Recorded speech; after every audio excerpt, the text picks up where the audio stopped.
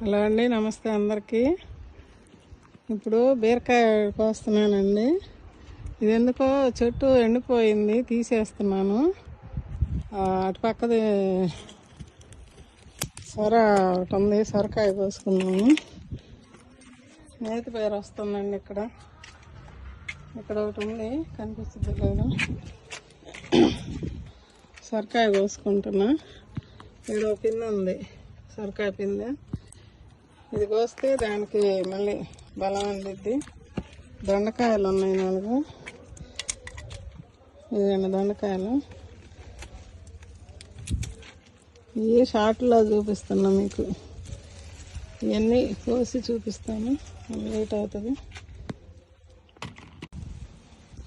ఇక్కడ వేరే చోట పచ్చిమిరపకాయలు ఉన్నాయండి, అవి కూడా కోసుకొని చూపిస్తాను.